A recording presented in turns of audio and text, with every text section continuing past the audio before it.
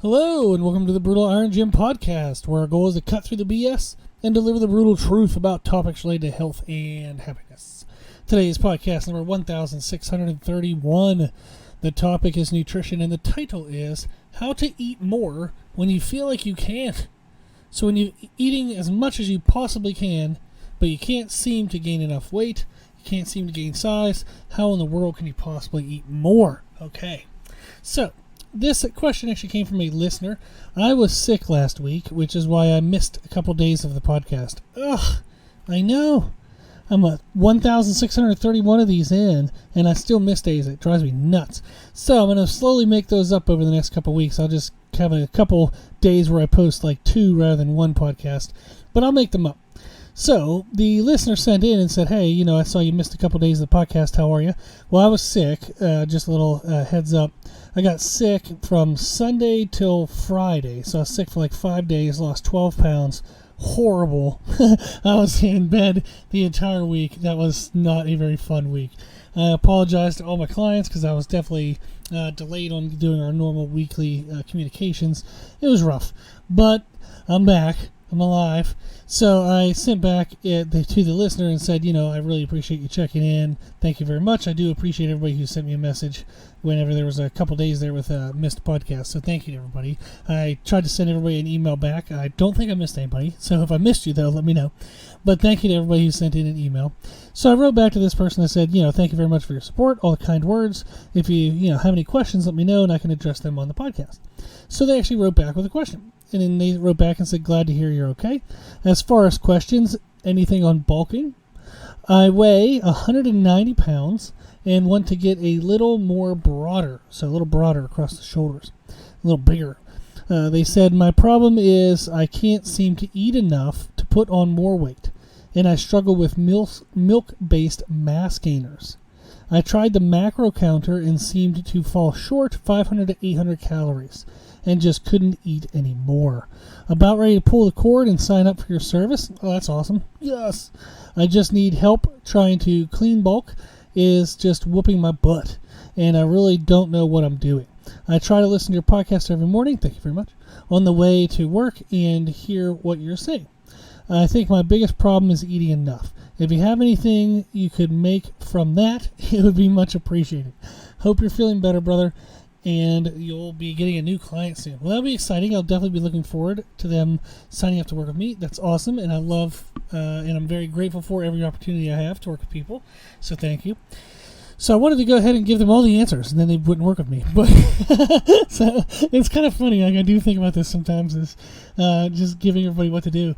I still enjoy working with people, and they still do work with me for the accountability and to ask extra questions and maybe to get training done. Make sure the training is specific to what they want. All the good stuff. But I do laugh because my nature is just to hurry up, and I get excited and want to answer all the questions. So here we go. I struggled with this myself. I'm at 266 pounds. So when I first started lifting weights, though, I was 165. And I was fat. Fat 165. That sounds impossible. But I was a fat 165 at 6 foot tall. So I was really, really, really muscularly thin. Very thin. At that time, I was struggling because I wanted to be bigger, so I wanted to eat to get bigger, but I was already fat. I had no muscle tone anywhere. You could grab rolls of fat around my waist at 165 pounds. So I was like, well, I don't want to get fatter, but I want to get bigger, and it just felt really confusing, and it took me a long time to try to figure out how to do it. So I have struggled with this myself, and the advice I want to give you is stuff that I firsthand know works, and this is what I've done with all my clients since. So just been fun to have the formal education of how all this stuff works, but then also the experience with people and with myself. And the biggest mistake I see people make when it comes to how clean to eat when you're trying to gain weight is that they do an all or nothing approach. People think they have to eat like contest prep foods or ice cream and pizza. It's an all or nothing. Like I have to eat perfect foods or I eat the worst possible foods. And that's that's not, neither way is going to work. If you're overly restrictive in regards to cleanliness of foods, like clean foods, you're just going to have a hard time, because most clean foods are not very nutriently dense. They don't have a lot of calories for the volume of the food that you're eating. So you feel like you have to eat this ridiculous volume of food. Think about eating a whole head of lettuce and you're only going to get like 12 calories. It's just you eat so much freaking food, but it doesn't add up to enough calories. Then the downside with dirty bulking, like dirty foods, is you can eat what wouldn't even feel like that much, and you're already way over the calories you need, so you're going to get fat. So if you try to do, after workout, I'm going to eat a medium pizza. Well, you probably didn't need like 3,000 calories right after your workout. And you certainly don't need, of the 3,000 calories, like 12% to be protein. So, meaning you're getting way too many carbs and fats. So you're just going to get fat. So this is why people think like they get stuck, is I can't eat super clean foods and eat enough. But if I try to eat dirty foods, I get fat. Well, don't do one or the other. The answer is do both.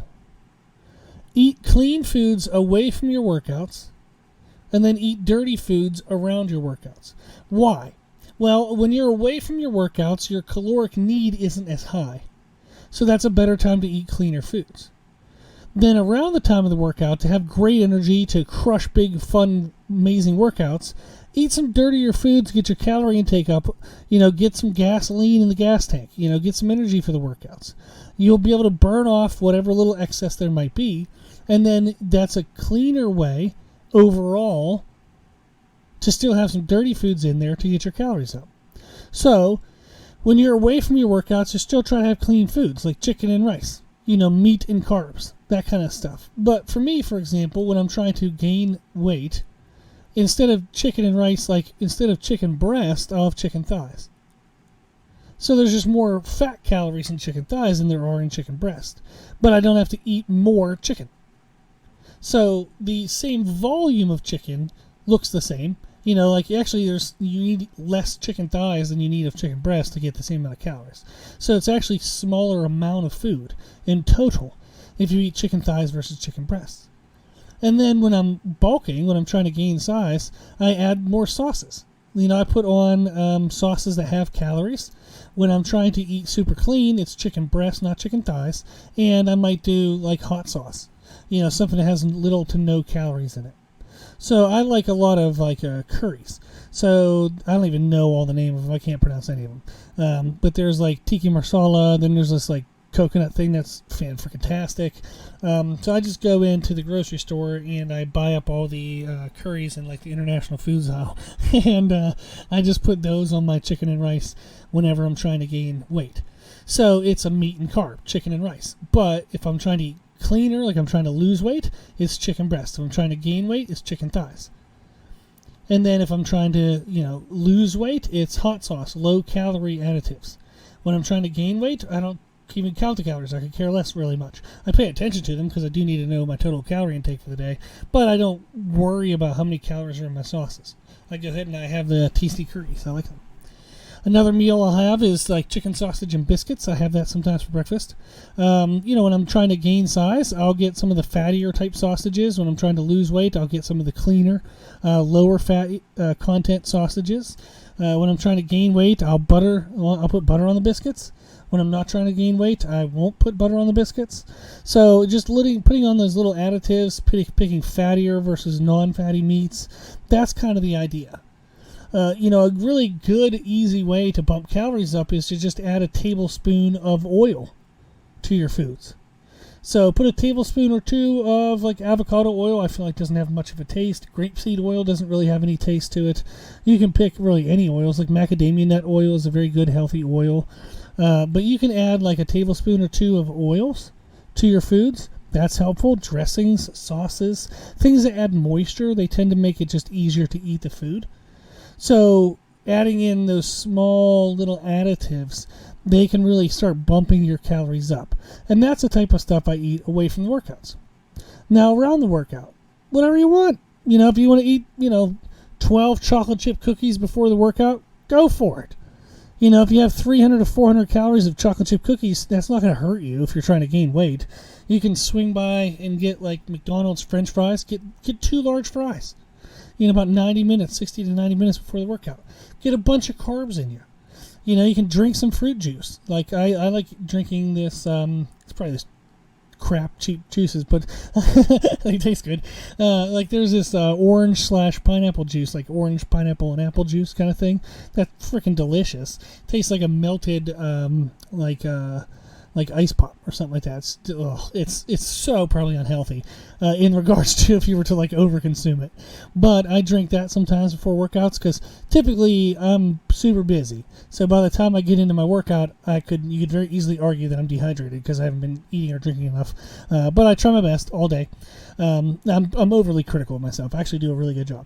But when I get to my workouts, I'm thirsty. So drinking fruit juices is a great way for me to just bump up my calories, get my energy in, rather than, say, water, for example. There's nothing wrong with water. Obviously, it's water. It's good for you.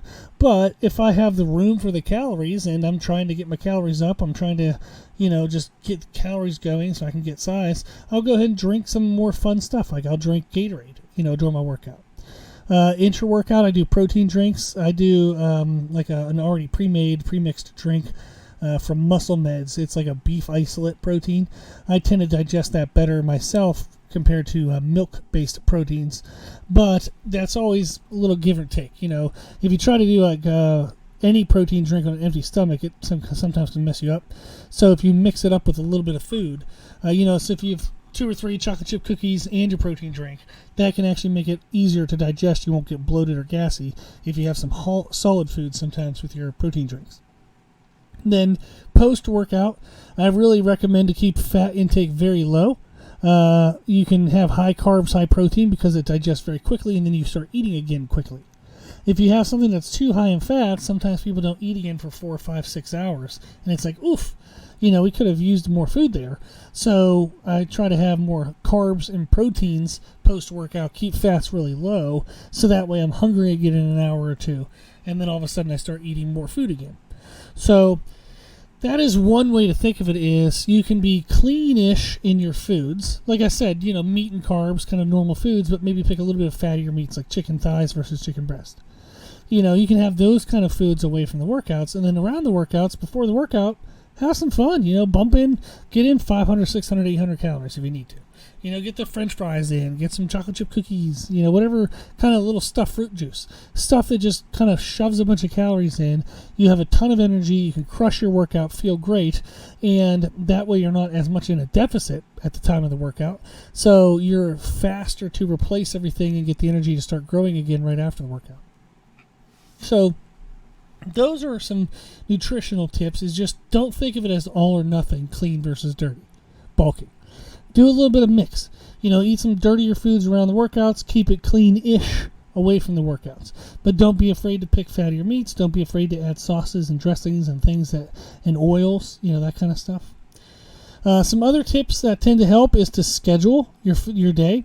So I tend to think of my day in thirds. The first 5 to 6 hours of being awake, the second 5 to 6 hours of being awake, and then the last 5 to 6 hours of being awake.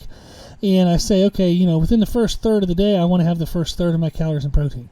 And that can be motivation to get that in a little bit earlier in the day than what you typically would.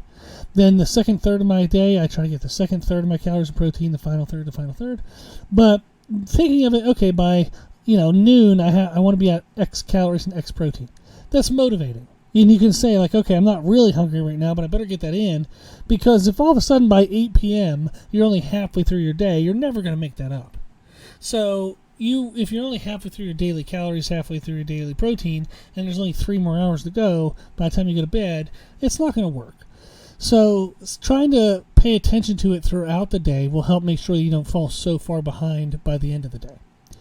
Another tip is to drink between meals, not with meals. If you try to drink fluid while you eat, that fills your stomach up, and that fluid takes the space of the meal, takes the space of the food. So try to drink between meals, not with meals, and that can help you eat more at the time of your meals. You can also do caloric cycling. So we talk about having high and low and medium calorie days typically for fat loss, but you can actually do that for bulking as well. If you tend to struggle to eat enough, on a non-training day or two of the week, let your calories be low. Eat less. Don't force yourself on those days. Just let yourself be a little bit lower. Maybe it's 500, 800 calories lower than normal. That's fine. Just give yourself a day to relax on food. Still going to get it in, but you're going to let it come down some. And then on the training days, maybe you have 2 really aggressive training days a week that you want to maximally eat as much as you can. Then the other training days of the week, you kind of have like a medium. So high, medium, lows. That can be helpful. Those 1 or 2 low days a week won't hurt you in the average of the week, but they give you just that little bit of a breather, so then you can start to try to eat more, even more, on the more aggressive training days. And it also makes sense that on non-training days you use less calories, therefore it's probably best to eat less, so that way you don't gain a bunch of body fat. So it just kind of naturally makes sense with the process as well. That helps. And then the other thing is, if you don't work out in the morning, even just getting up in the morning and doing 10 to 20 minutes of cardio, very low intensity, steady state cardio. Don't try to do sprints or anything, but just going for a walk, or if you have a treadmill at home or some kind of elliptical at home or something, just 10 minutes is enough to get you hungrier faster in the day, and it'll cause you to eat more during that first 1/3 of the day, and that can actually help you get your numbers throughout the day. So adding light cardio actually sparks your hunger more than the calories you burn while doing the cardio. So that's actually something that's very helpful that people wouldn't often think of, is to add cardio to try to eat more. But that does help. So those are some tips. Those are some overall things you can do, is to, away from the workouts, eat clean foods, but it's okay if you pick fattier meats. It's okay if you add some sauces. You can add some oils to your meals. That's a good way to add some calories without adding a lot of volume to the food. Then around your workouts, especially before the workout, go ahead and have some dirty foods, have some fun foods, have some things that, shove in 500, 600 calories right away, right before the workout. That gives you some good energy, gets you fun food, fun motivation. The other tips, like we said, was to schedule your day. Make sure you're tracking it throughout the day, and so you don't fall behind by the end of the day. Drink fluids between meals, not with meals. You can use caloric cycling. So on days you don't train, eat less. Go ahead and give yourself that breather, so that way on training days you can be more aggressive and try to eat more. And then adding some light cardio in the morning can definitely help. Like I said, you burn way less calories than what you'll be able to make up for in how hungry you get from that cardio. So very light cardio in the morning, totally fine, really good way to spark some hunger. Okay. And then how you want to just kind of track this as you go through it is, if you're already lean, you should be aiming to gain about 12 pounds over 12 weeks.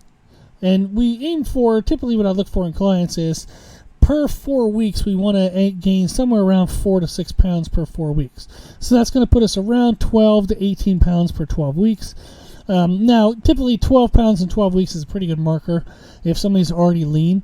If you're not that lean, but you don't want to get fatter, but you also want to gain size, you're kind of stuck in the middle, is we would gain like somewhere around 6 to 12 pounds per 12 weeks.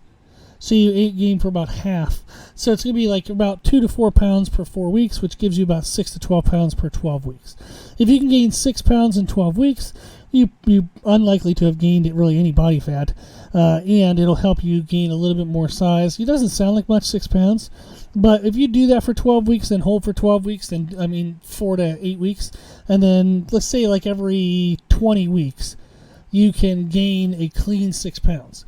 That means you can gain, 12 pounds, maybe even 15 pounds within a year. You do that 2 years, all of a sudden you're 30 pounds heavier.